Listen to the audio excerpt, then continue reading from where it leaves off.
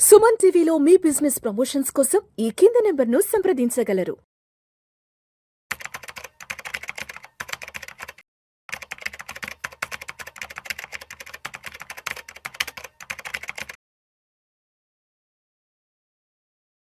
నమస్తే, welcome to Vishnu talks.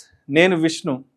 Middle ఈస్ట్లో పెరుగుతున్న ఉద్రిక్తతలు దుబాయ్ రియల్ ఎస్టేట్ మార్కెట్పై తీవ్ర ప్రభావాన్ని చూపుతున్నాయి. ఇరాన్, ఇజ్రాయిల్ నడుమ ఎడతెగని ఘర్షణల నేపథ్యంలో అక్కడ పెట్టుబడిదారులు ముందుగానే అప్రమత్తం కావడంతో అనేక రంగాల ఆస్తుల కొనుగోళ్లు, అమ్మకాలకు సంబంధించినటువంటి ఒప్పందాలు ముందుగానే రద్దవుతున్నాయి. అయితే రాబోయే రోజుల్లో అసలు దుబాయ్లో రియల్ ఎస్టేట్ మార్కెట్ ఎలా ఉండబోతుంది, ఇప్పటి వరకు సేఫ్ హెవెన్గా పిలుచుకునే గల్ఫ్ కంట్రీస్ యొక్క పరిస్థితి ఎలా ఉండబోతుంది, ఇటువంటి ఆసక్తికరమైన అంశాలకు సంబంధించి వారి పూర్తి స్థాయి విశ్లేషణ అందించేందుకు ప్రస్తుతం మనతో పాటు certified financial planner doctor Bachchu Anil Kumar garu Suman TV స్టూడియోలో ఉన్నారు. సో వారితో మాట్లాడి తెలుసుకుందాం. అనిల్ గారు నమస్తే సార్. నమస్తే అండి. Welcome to Vishnu talks. Thank you అండి. ఎస్ అనిల్ గారు, నేను ఇప్పుడు ఇంటర్వ్యూలో చెప్పినట్టుగా గల్ఫ్ కంట్రీస్ అంటే దుబాయ్ అంటే ఒక సేఫెస్ట్ హెవెన్గా చూసేవాళ్ళము. ఆ కంట్రీస్ యొక్క ప్రభుత్వాలు కూడా అలానే అక్కడ పరిపాలన కొనసాగిస్తున్నాయి. ప్రజలకు మంచి కంఫర్ట్స్ ఇవ్వడంలో, ప్రజలకు ఎటువంటి ఇబ్బంది కలగకుండా అదొక సేఫెస్ట్ హెవెన్గా ఇప్పటి వరకు తీసుకురావడం జరిగింది. అయితే ఇప్పుడు అంటే అక్కడ ప్రభుత్వాలకు సంబంధించినటువంటి వాళ్ళ యొక్క స్వయం కృతాపరాధం లేకుండా ఇతర దేశాల యుద్ధాల కారణంగా అక్కడ కొంత అనిశ్చితి పరిస్థితి ఏర్పడింది. అంటే ఇజ్రాయిల్, అమెరికా ఇరాన్ మీద యుద్ధం చేయడం, దాన్ని జీర్ణించుకోలేని ఇరాను గల్ఫ్ కంట్రీస్ మీద దాడులకు తెగబడ్డం అంతా కూడా చూసాము. Last 2 days back Iran president కూడా వారు కూడా ఒక అనౌన్స్మెంట్ చేశారు. అనిల్ గారు, మేము ఫర్దర్గా ఇంకా గల్ఫ్ కంట్రీస్ మీద ఎటువంటి అటాక్స్ చేయబోము, మేము మీకు క్షమాపణ చెప్తున్నాము అంటూ కూడా వారు ఒక 2 days బ్యాక్ అనౌన్స్మెంట్ ఇచ్చారు. కానీ వారు అనౌన్స్మెంట్ ఇచ్చిన గంట తర్వాత కూడా దుబాయ్లో కొంత అటాక్స్ అనేవి జరగడం జరిగింది. అంటే ఇప్పటి వరకు దుబాయ్ అంటే పెట్టుబడులకు సంబంధించిన ఒక హబ్గా చూసాము. మరి ఇప్పుడు ఈ కళ్ళ ముందు కనిపిస్తున్న పరిస్థితుల వల్ల దుబాయ్లో రాబోయే రోజుల్లో రియల్ ఎస్టేట్ భవితవ్యం ఎలా ఉండబోతుంది?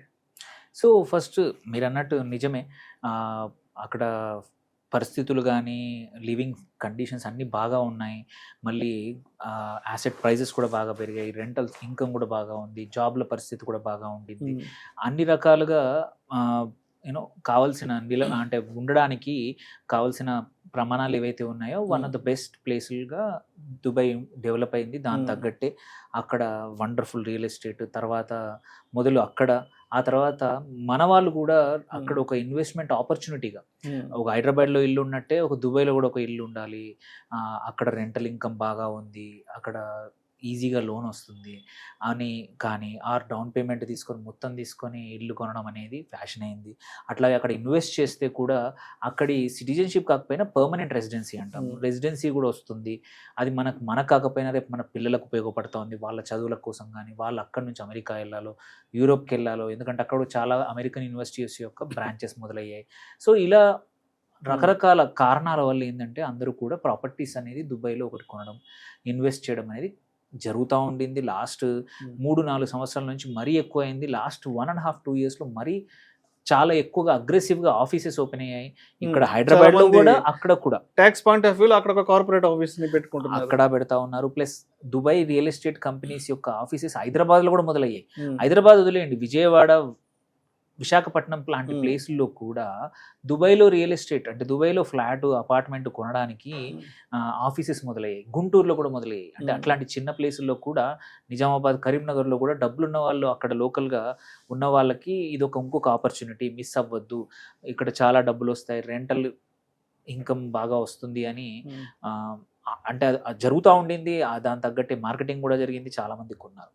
అలాంటి వాళ్ళకు ఇప్పుడు కంపల్సరీ ఒక కన్సర్న్ మొదలైంది, ఈ యుద్ధ వాతావరణం. ఎందుకంటే వీళ్ళు స్టార్ట్ చేయలేదు యుద్ధం, బట్ యుద్ధంలో ఏంటంటే వీళ్ళ దగ్గర అమెరికన్ బేసెస్ ఉన్నాయి.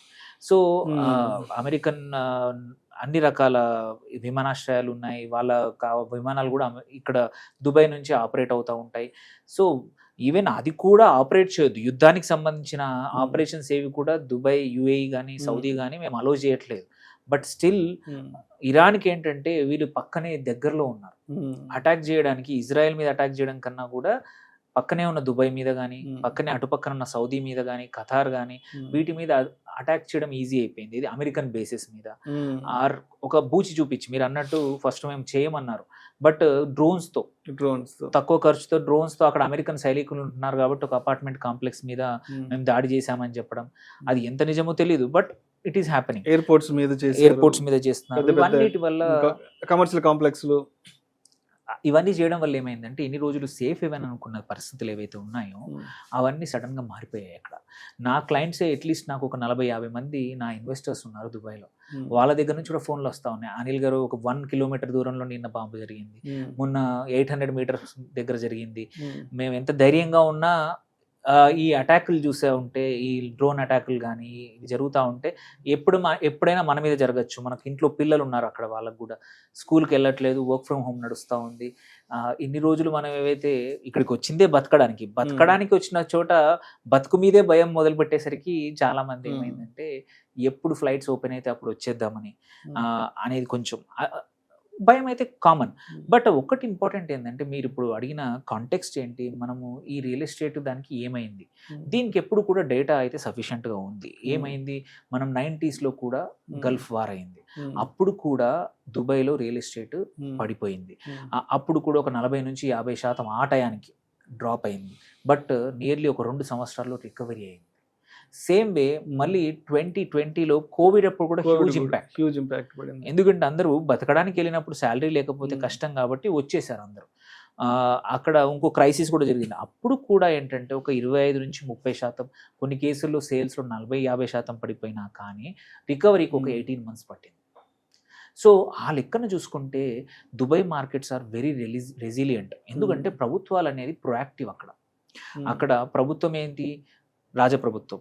సో వాళ్ళు ఏమి చేయాలనుకున్నా సరే మొబిలైజేషన్ వెరీ ఈజీ. ఇప్పుడు దుబాయ్లో యాక్చువల్గా పరిస్థితి ఏం జరుగుతుందో బయటికి రానివ్వట్లేదు, మీడియాలో సోషల్ మీడియాలో పోస్ట్ చేయనివ్వట్లేదు. అంటే ఎక్కడ ఒక పానిక్ సిచ్యువేషన్, ఎవరు ఫీల్ అవ్వకూడదు, కనిపించకూడదు అని చెప్పేసి అక్కడ ఉన్న వాళ్ళకి తెలుసు పరిస్థితి ఏంటో.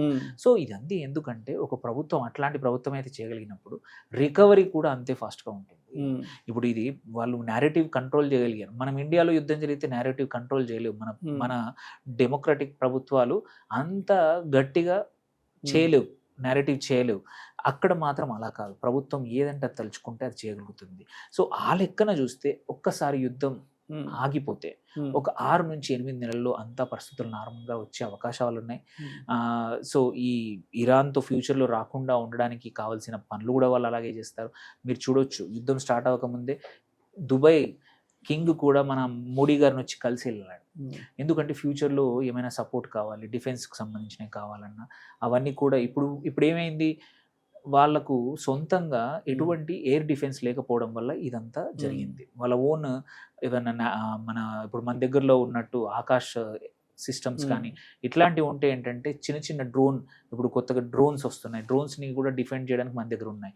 సో లో కాస్ట్లో మన దగ్గర ఇంపోర్ట్ చేసుకుంటే అమెరికా మీద డిపెండ్ అవ్వకుండా, అమెరికన్ సిస్టమ్స్ ఉన్నా సరే అవన్నీ తప్పించుకున్నప్పుడు కొన్ని ఇక్కడ కూడా రిడెండెన్సీ కోసం సొంతంగా వాళ్ళు కూడా ఎయిర్ డిఫెన్స్ మొదలు పెట్టుకుంటే మళ్ళీ ఎక్కువ రోజులు పట్టకపోవచ్చు. ఇప్పటివరకు చూస్తున్న హిస్టరీ పట్టి చూస్తే మాత్రం, దుబాయ్ గవర్నమెంట్ హిస్టరీ చూస్తే మాత్రం they work very fast.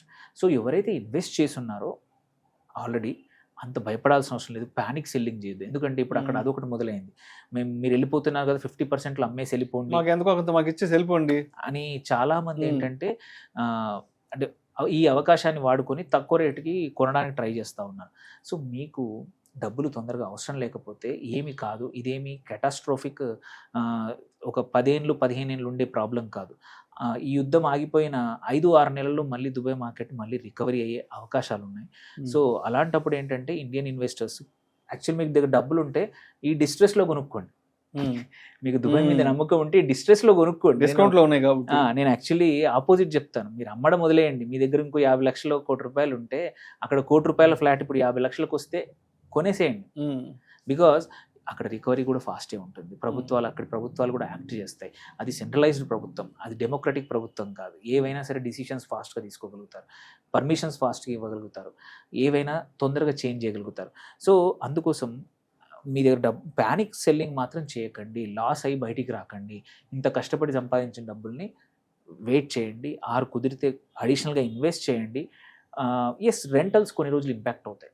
High rental ఏవైతే ఉన్నాయో ఇట్లాంటి భయాల వల్ల చాలామంది ఎక్స్పాట్రియేట్స్ దుబాయ్ నుంచి వెళ్ళిపోయే అవకాశాలు ఉన్నాయి ఒక్కసారి కొంచెం ఇప్పుడు ఓపెన్ అయితే. బట్ మళ్ళీ సిచ్యువేషన్స్ బాగా అయితే తొందరగా వచ్చేస్తారు కూడా. సో పెద్ద రెంటల్స్ కూడా పెద్దగా భయపడాల్సిన అవసరం లేదు. అక్కడి గవర్నమెంట్ సపోర్ట్ స్ట్రాంగ్గా ఉంటుంది. దుబాయ్ ల్యాండ్ డిపార్ట్మెంట్ కానీ ఏవైతే ఉన్నాయో ఇన్సెంటివ్స్ ఇస్తాయి మళ్ళీ రికవర్ కావడానికి ఫాస్ట్గా. సో ఆ లెక్కన తీసుకుంటే ప్రొలాంగ్డ్ వారు జరిగితే తప్ప అది కనబడట్లేదు. ఎందుకంటే ఇన్ని 9-10 దేశాలు ఇన్వాల్వ్ అయినప్పుడు ఇంత ప్రొలాంగ్డ్ జరగదు. ఆల్రెడీ ఇవాళ 18-20% క్రూడ్ ఆయిల్ పెరిగి $118 టచ్ అయింది. ఈ రేటు ప్రపంచవ్యాప్తంగా ఏ కంట్రీస్ కూడా సర్వైవ్ కాలేరు. అమెరికానే కాదు, ఈవెన్ ఇరాన్ కూడా తన ఆయిల్ టయానికి అమ్ముకోకపోతే వాళ్ళకు కూడా ఫుడ్ ప్రాబ్లం వస్తుంది. ఫర్గెట్ అబౌట్ ఆర్మ్స్ అవన్నీ పక్కన పెట్టండి, తినడానికి కూడా ఫుడ్ కష్టం వచ్చే పరిస్థితి ఉంది. అలాంటి పరిస్థితుల్లో యుద్ధం మరీ ఎక్కువ రోజులు ఇరాన్ కూడా అఫోర్డ్ చేయలేదు. అలాంటి టైంలో కాకపోతే ఏంటంటే ఒక 6 నెలల నుంచి 8 నెలలు పట్టొచ్చు ఏది ఇన్వెస్ట్ చేసిన వాళ్ళకి. మీరు ఆల్రెడీ డబ్బులు కట్టకపోతే ఆగండి. మీరు అన్నట్టు కొద్దిమంది వెనకాలకి వెళ్ళిపోతున్నారు అగ్రిమెంట్లోంచి, కావాలంటే వెళ్ళిపోరు, రీనెగోషియేట్ చేసుకోండి అంతే తప్ప పానిక్ సెల్లింగ్ చేయొద్దు. కుదిరితే డబ్బులు ఇన్వెస్ట్ చేయండి, రికవరీ పొటెన్షియల్ చాలా బాగుంది. అంతే తప్ప భయపడి ఎవరో చెప్తున్న సెకండరీ ఇన్ఫర్మేషన్ మీద డిపెండ్ అవుతుంది. రైట్. అయితే ఇప్పుడు జరుగుతున్న ఈ ఉద్రిక్తతలు, ఈ వార్తల నేపథ్యంలో ట్విట్టర్ ఎక్స్లో ఒక పోస్ట్ అక్కడ వైరల్ అయింది అనిల్ గారు. సో దుబాయ్కి ప్రత్యామ్నాయంగా ఏమున్నాయి, అదర్ ఆల్టర్నేటివ్ ప్లేసెస్ ఏమున్నాయి అన్నదాన కేంద్రంగా ఒక అన్నదాన నేపథ్యంగా ఒక చర్చ జరిగింది ఈ ట్విట్టర్ ఎక్స్లో. సో మన గిఫ్ట్ సిటీ తర్వాత బెంగళూరు, సో ఇవైతే పెట్టుబడులకు అనుకూలంగా ఉన్నాయంటూ కూడా ఒక వార్త, ఒక పోస్ట్ బాగా సంచలనం రేపింది. కాబట్టి దాని గురించి మీ కామెంట్ ఏంటి? తప్పకుండా. సో ఎస్పెషల్లీ ఎన్ఆర్ఐలు ఎవరైతే ఉన్నారో ఆర్ ఈవెన్ ఇండియన్ ఇన్వెస్టర్స్ కూడా ఏంటంటే రియల్ ఎస్టేటే కావాలి అంటే ఇప్పుడు గుజరాత్లో గిఫ్ట్ సిటీలో చాలా ఆఫీసెస్ స్పేసెస్ ఉన్నాయి, అక్కడ కూడా ఇంకా ఎక్స్పాండ్ అయ్యే అవకాశాలు ఉన్నాయి. మీకు రెంటల్స్ ఇన్కమ్ కావాలంటే గిఫ్ట్ సిటీ ఆఫీసెస్ కొనుక్కోవచ్చు. ఆర్ ముంబైలో కూడా క్వైట్ అ ఫ్యూ ఎస్సీజెడ్లు ఉన్నాయి, బెంగళూరులో ఉన్నాయి. సైమల్టేనియస్లీ మీకు ఇవన్నీ కాకుండా తక్కువ ఇన్వెస్ట్మెంట్తో చేయాలంటే రీట్స్ వచ్చాయి చాలా. ఇప్పుడు ఇంకా గోయింగ్ ఫార్వర్డ్ రీట్స్ చాలా రాబోతున్నాయి, ఇన్విట్స్ రాబోతూ ఉన్నాయి రియల్ ఎస్టేట్ కోసం. డైరెక్ట్లీ కొనాలి అనుకుంటే మంచి రెంటల్ ఇన్కమ్ కావాలంటే హైదరాబాద్లో వండర్ఫుల్ కమర్షియల్ ప్రాపర్టీస్ ఉన్నాయి. సో మీరు అంత దూరంలో అన్సర్టెనిటీ బదులు ఇక్కడ సర్టెనిటీ ఉండి అంతా బాగున్న హైదరాబాదు, బెంగళూరు ఆర్ ముంబై ప్లేస్లు ఏవైతే మనకు తెలుసు ఆఫీసెస్ అన్నీ బాగా జీసీసీస్ పెరుగుతూ ఉన్నాయి. అలాంటప్పుడు తెలియని ప్లేస్లో కోట్ల ఇన్వెస్ట్మెంట్ పెట్టి నిద్ర పొడగొట్టుకునే బదులు, అంటే అనవసరమైన కంగారు తెచ్చుకునే బదులు ఇక్కడ మనకు తెలిసిన ఏరియాలోనే మీరు డబ్బులు ఇన్వెస్ట్ చేస్తే అట్లీస్ట్ మన కళ్ళ ముందు ఉంటుంది, మనకి ఏమైనా జరిగినా మనం వెళ్ళి మాట్లాడడానికి ఉంటుంది, లోకల్ పరిస్థితులు అర్థమవుతాయి. సో ఇది రియల్ ఎస్టేట్ అనేది ఎన్ని చోట్ల అక్కడ ఉంది అంటే అదొక ఫ్యాషన్ అయిపోయింది, నాకు దుబాయ్లో ఉన్నదని తప్ప. బట్ ఫైనాన్షియల్ రీజన్గా చూసుకుంటే you have enough opportunities in India also, ఇంకా గ్రోత్ కూడా ఉంది. సో కాకపోతే దుబాయ్ ఏంటంటే అటు లగ్జరీ హబ్ కానీ గ్లోబల్ హబ్ అనేది ఒక అదొక్కటి మాత్రం మిస్ అవుతాం తప్ప ఫైనాన్షియల్గా మాత్రం we have enough equal better opportunities ఇక్కడ. సో అవి చేసుకుంటే సరిపోతుంది. కొన్ని రోజులు షార్ట్ టర్మ్ మాత్రం కొంచెం ఆగండి, డిసిషన్స్ తీసుకోవద్దు, సివియర్ డిసిషన్స్. లాంగ్ టర్మ్కి మళ్ళీ అది రికవర్ అవుతుంది. అక్కడ మంచి పొటెన్షియల్ ఉన్న మార్కెట్ దుబాయ్. సో ఎందుకంటే ఈ భయాలు అనేది టెంపరీ అనమాట అక్కడ మాత్రం. కాకపోతే ఏంటంటే అక్కడ చాలామంది మన ఇండియన్స్ ఈ రియల్ ఎస్టేట్ రంగంలో ఉన్న బ్రోకర్లు కానీ ఇక్కడ ఉన్న వాళ్ళకి మాత్రం ఒక 6 నెలలు ఇబ్బంది. ఎందుకంటే మళ్ళీ నేరేటివ్ మారేంత వరకు ఎవరు కొనే ధైర్యం చేయకపోవచ్చు. సో మీరు బిజినెస్లో ఉంటే మాత్రం పివట్ చేసుకోవాల్సిన అవసరం మాత్రం వచ్చింది అట్లాంటి వాళ్ళకి. అండ్ అదేవిధంగా ఇప్పటి వరకు రియల్ ఎస్టేట్ గురించి మాట్లాడుకున్నాము. అండ్ దుబాయ్ అంటే గుర్తుకొచ్చేది ఇంకొకటి టూరిజం సార్.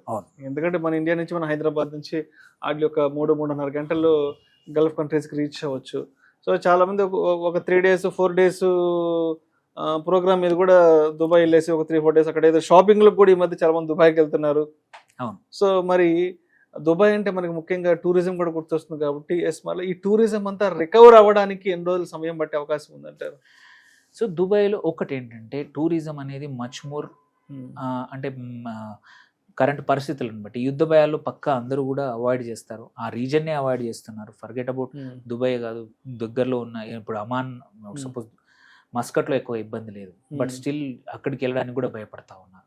సో ఎందుకంటే మనం మీడియాలో ఎట్లాంటి నేరేటివ్ అనేది చాలా ఇంపార్టెంట్. టూరిజం వెళ్ళేది ప్లెజర్ కోసం, మనసుకు ప్రశాంతత కోసం. ఆ ప్రశాంతత లేని చోట ఇట్లాంటి యుద్ధ భయాలు ఉన్న చోట సో ప్రాబబ్లీ ఒక 5 నుంచి 6 నెలల్లో యుద్ధం ఆగిపోయాక ఒక 3 నుంచి 4 నెలలు పట్టచ్చు. బికాజ్ ఇక్కడ ప్రభుత్వం ఏంటంటే ప్రొయాక్టివ్గా పక్కా చేస్తుంది. ఎందుకంటే దుబాయ్కి మనము one of the major source India ఇది టూరిజం వైపు చూసుకున్నా. టెంపరీగా అందుకే ఏంటంటే అందరూ ఇటువైపు వెస్ట్ బదులు కుదిరితే ఈస్ట్ వైపు వెళ్ళే మళ్ళీ అవకాశం ఉంది. ఇటు సింగపూర్ కానివ్వండి, బ్యాంకాక్ కానివ్వండి, మలేషియా, ఇవన్నీ వీటి వైపు కౌలాలంపూర్ ఇటువైపు వెళ్ళే అవకాశాలు ఎక్కువగా కనబడతా ఉన్నాయి. హాంకాంగ్ కానీ కొన్ని రోజుల వరకు. బట్ దుబాయ్కి ఉన్న రెసిలియన్స్ ఇంతకుముందు ఎన్నిసార్లు కూడా కంబ్యాక్ అయిన స్పిరిట్ చూస్తే మాత్రం ఎన్నో రోజులు పట్టదు. ఎందుకంటే వాళ్ళకి ఆయిల్ రెవెన్యూస్ తగ్గిపోయాయి. దే ఆర్ డైవర్సిఫై, ఇంకా ఫాస్ట్గా చేస్తారు. ఎందుకంటే ఇప్పుడు వాళ్ళ వీక్నెస్ అది ఒక్కటే. ఇప్పుడు ఇరాన్ చేయగలుగుతుంది వీళ్ళ ఆయిల్ పైప్ లైన్ల మీద కానీ ఆ రిఫైనరీస్ మీదనే చేయగలుగుతుంది, గ్యాస్ వాటి మీద చేయగలుగుతుంది. అంటే అదొక వీక్నెస్ అయిపోయింది వీళ్ళకి. ఆల్రెడీ ఇన్కమ్ తగ్గిపోయింది, ఇప్పుడు ఉన్న ఫెసిలిటీస్ కూడా ఒక వీక్నెస్ అయ్యాయి. సో గోయింగ్ ఫార్వర్డ్ ఇంకా దుబాయ్ అనేది అదర్ బిజినెసెస్ వైపు, సర్వీసెస్ వైపు డైవర్సిఫై చేసే అవకాశాలు ఉన్నాయి. మన ఇండియన్స్కి అది going to be a wonderful opportunity. ఫ్యూచర్లో కూడా ఉద్యోగాల వైపు, ఆర్ ఇన్వెస్ట్మెంట్ వైపు అలాగే జరుగుతుంది ఫ్యూచర్లో కూడా. Right sir. సో మొత్తానికి యుద్ధం అంతా సర్దుమనిగాక ఒక 6 to 8 months లోపల మొత్తం అక్కడంతా సెటరేట్ అయిపోతుంది. అక్కడ ప్రభుత్వాలు కూడా అన్ని యుద్ధ ప్రాతిపదికన మళ్ళా అన్ని సర్వీసెస్ని రెజ్యూమ్ చేయడానికి అక్కడంతా కూడా రెడీ అయిపోతారు. అదేవిధంగా అక్కడ పబ్లిక్కి ఒక కంఫర్ట్ని ఇవ్వడంలో, కంఫర్ట్ని క్రియేట్ చేయడంలో ఎప్పుడు కూడా గల్ఫ్ కంట్రీస్ ఎప్పుడు కూడా దానికి ఫస్ట్ ప్రయారిటీ ఇస్తారు. కాబట్టి సో ఇప్పుడు ఎవరైతే అక్కడ పెట్టుబడులు పెట్టి వెనక్కి వచ్చేద్దాం అనుకుంటున్నారో వాళ్ళైతే మాత్రం ఎటువంటి ప్యానిక్ డెసిషన్ తీసుకోకుండా కొంత సంయమనం పాటించి మళ్ళీ ఒక 6 to 7 months అంతా సెట్ అయిపోతుంది. కాబట్టి ఆ తర్వాత యథావిధిగా కూడా వాళ్ళ వ్యాపార కార్యకలాపాలు నిర్వహించుకోవచ్చు అంటారు. అవునండి, అంతే తప్ప భయపడాల్సిన అవసరం లేదు. కాకపోతే ఏంటంటే మన హెల్త్ కోసం, మన ప్రాణాల కోసం కావాలంటే రావచ్చు, కానీ ఆస్తులు మాత్రం తక్కువ రేటుకి అమ్ముకొని నష్టాలు గురి కావద్దు ఇంత రోజులు. ఎందుకంటే ప్రతి ఆస్తి కూడా కష్టపడితే వచ్చిన సంపాదన. ఇక్కడ ఫ్యామిలీ అన్నీ వదులుకొని అక్కడెక్కడో ఉండి ప్రతి పైసా సేవ్ చేసుకొని సంపాదించుకున్న ఆస్తిని తక్కువ రేటుకి అమ్ముకొని రావడం మాత్రం ఎవరికి కూడా కరెక్ట్ పద్ధతి కాదు. సో మార్కెట్స్ రికవర్ అయితే 6-8 నెలల్లో రికవర్ అయిపోతాయి. దానికి సరిపడా లిక్విడ్ ఫండ్స్ ఏవిటినో వాడుకొని రికవరీ అయ్యేంత వెయిట్ చేసుకొని మళ్ళీ జాబ్ వచ్చాక మళ్ళీ స్టార్ట్ చేయండి తప్ప don't sell for panic selling అనేది చేయొద్దు అనేది మాత్రం ఇంపార్టెంట్. ఎస్పెషల్లీ అక్కడ ఉన్న వాళ్ళకి, ఈవెన్ ఇక్కడ నుంచి ఆస్తులు కొన్న వాళ్ళకి కూడా అంతే. Right sir. Thank you sir. Thank you so much Anil గారు. Thank you.